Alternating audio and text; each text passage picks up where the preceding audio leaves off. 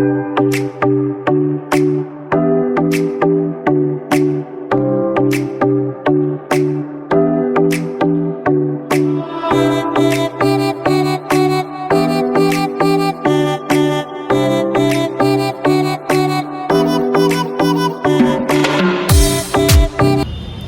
Everyone, कैसे हैं आप लोग। उम्मीद करती हूँ स्वस्थ होंगे और मस्त होंगे और उतना ही मस्त होगा आप लोगों का गार्डन।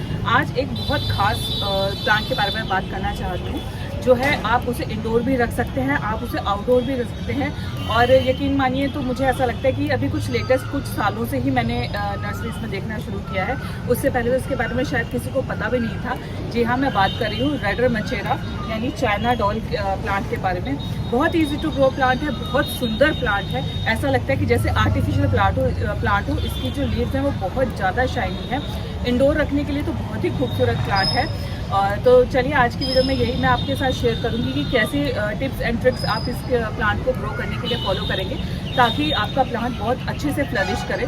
लेकिन उससे पहले अगर आप मेरे चैनल पर नए हैं और मेरी वीडियोस देख रहे हैं तो प्लीज़ प्लीज़ प्लीज़ मेरे चैनल को लाइक और सब्सक्राइब करना बिल्कुल ना भूलें। आप लोगों का एक लाइक और एक सब्सक्रिप्शन मेरे लिए बहुत बड़ी मोटिवेशन है और इसी मोटिवेशन की वजह से मैं ये वीडियोज़ बनाती हूँ। तो चलिए आज की वीडियो शुरू करते हैं। Let's start the video.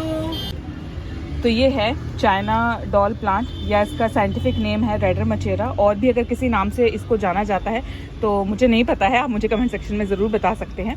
तो ये जो प्लांट है ये अभी कुछ रिसेंट ही टाइम से मैंने नर्सरीज में देखना शुरू किया है। पहले ये प्लांट इतना नहीं मिलता था और जब मैं ये प्लांट लाई थी तब तो ये बहुत ज़्यादा एक्सपेंसिव था। अब तो 150-200 रुपये में मिल जाता है।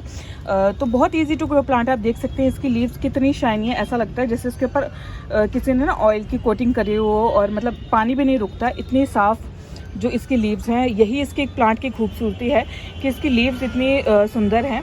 तो इसी की वजह से इसको इंडोर ग्रो किया जाता है क्योंकि बहुत सुंदर लगती है, लाइट पड़ती है इसकी लीव्स पे तो रिफ्लेक्ट होती है और बहुत ही एक शाइनिंग इफेक्ट आता है इसकी लीव्स पे, तो बहुत सुंदर लगता है।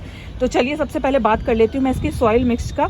तो जो इसकी सॉइल मिक्स है वो आपको जो मैं नॉर्मली बोलती हूँ 3:1 ऐसी सॉइल बनानी है कि जो थोड़ा सा मॉइस्चर होल्ड करे, क्योंकि ये ड्राउट टॉलरेट प्लांट नहीं है। अगर इसको पानी की कमी ज़रा सी भी हुई तो ये शॉक में जाके अपने प्लांट की अपनी जो लीव्स हैं उन सबको गिरा देता है।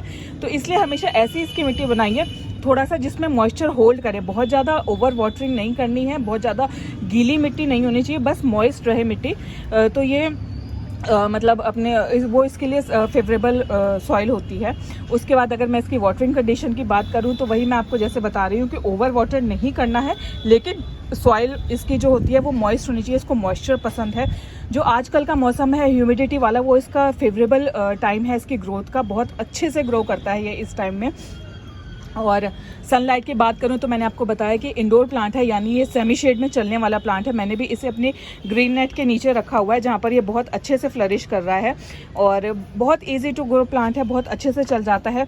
और अगर मैं इसकी प्रोपोगेशन की बात करूं तो ये मुझे भी नहीं पता था, ये एक्सीडेंटली मैंने इसको डिस्कवर किया कि ये कटिंग से बहुत इजीली चल जाता है। मैं आपको दिखाती हूँ कि जो ये मेरा प्लांट है ये कटिंग से लगाया हुआ प्लांट है, और वो भी एक्सीडेंटली। जब मैं ये प्लांट नया नया लाई थी उस टाइम, ये मेरे पास कम से कम 3 से 4 साल पुराना प्लांट है। उस टाइम ये लगभग 600 रुपये का दिया था मुझे नर्सरी से।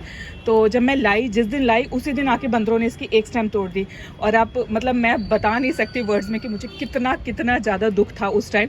मैंने क्या किया, दुखी मन से ही सही। और मेरा जो एक रूल होता है, मैं हमेशा क्या करती हूँ, हर प्लांट की कटिंग ज़रूर लगा के देखती हूँ।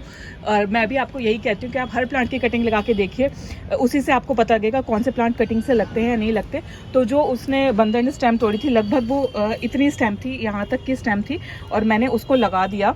और ये देखिए उसके बाद मेरा कितना बड़ा, बल्कि जो मेरे ओरिजिनल प्लांट से बड़ा प्लांट है वो इससे रेडी हो गया। ये भी काफ़ी बुशी प्लांट था, पर शायद मैं बीच में वैकेशंस पे चली गई थी तो इसको प्रॉपर पानी नहीं मिल पाया इस प्लांट को, जिसकी वजह से इसकी लीव्स अब आप यहाँ से देख सकते हैं थोड़ी सी कम हो गई हैं। लेकिन अब ये देखिए ग्रोथ का पीरियड आ रहा है, इसका फेवरेबल टाइम है, तो ये नई ग्रोथ शो कर रहा है। तो दोबारा से ये बुशी हो जाएगा। और अगर इसको बुशी करना है तो हमें क्या करना है, इसकी रेगुलर प्रूनिंग करनी है। रेगुलर प्रूनिंग में क्या करना है, जो इसकी ये नई ब्रांच होती है ना, यहाँ से आप इसको कट कर दीजिए। तो यहाँ से फिर वही अगेन 2 ब्रांचेस निकलेंगी। आपका जो प्लांट है वो बहुत ज़्यादा बुशी हो हो जाएगा और ये देखने में बहुत सुंदर लगता है। यूजली अगर इसको ज़मीन में लगाते हैं तो ये 4 से 5 फीट का ऊंचा हो जाता है, छोटा एक छोटे ट्री के उसमें आ जाता है। लेकिन मैंने इसको फिलहाल 12 इंची के गमले में लगा रखा है, बहुत अच्छे से फ्लरिश कर रहा है।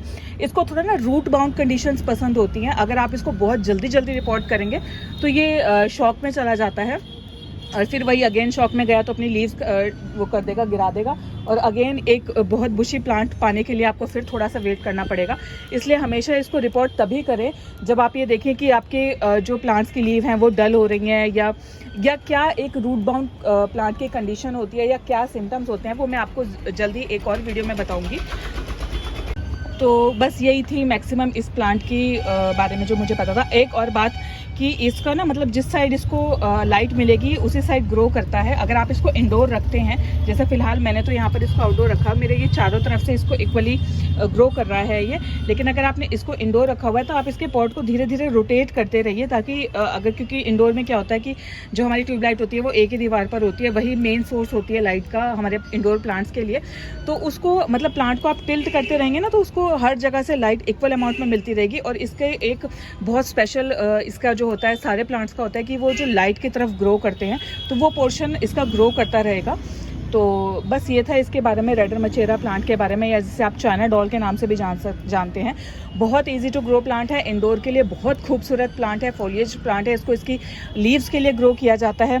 फर्टिलाइज़र की बात करूँ तो नॉर्मली मैं इसे साल में 2 बार फर्टिलाइज़र देती हूँ, फरवरी में और सितंबर में वर्मी कंपोस्ट की देती हूँ, या फिर जैसे मैंने आपको बताया कि आप लिक्विड फर्टिलाइज़र इसको टाइम टू टाइम देते रहिए। और अगर आपको जैसे इसका ग्रीन लीव्स अच्छा मतलब इसके जो लीव्स है ना ये मतलब नॉर्मल ग्रीन लीव से थोड़ा अलग है। अब आप ये देखिए, इधर मेरा ये नियॉन मनी प्लांट है और इधर मैंने ये रखा हुआ है, तो ये दोनों का कंट्रास्ट बहुत सुंदर आता है, मतलब कुछ अलग सा ग्रीन कलर है। और इस ग्रीन कलर को बरकरार करने के लिए हमें चाहिए एप्सम सॉल्ट। जी हाँ, हम अगर एप्सम सॉल्ट का रेगुलर इंटरवल पे हम इस पर स्प्रे करते रहेंगे तो ये इसकी जो शाइन है लीव्स की, जो ग्रीन कलर है ना, बहुत अच्छे से निकल कर आएगा। तो बस ये थी एक छोटी सी वीडियो आज के इस प्लांट के बारे में, रेडर मचेरा प्लांट के बारे में। आपको कैसी लगी मुझे कमेंट सेक्शन में ज़रूर बताइएगा गाइस। और जल्द ही एक और इंटरेस्टिंग वीडियो और ब्लॉग के साथ मैं फिर से मिलती हूँ। Till then bye bye.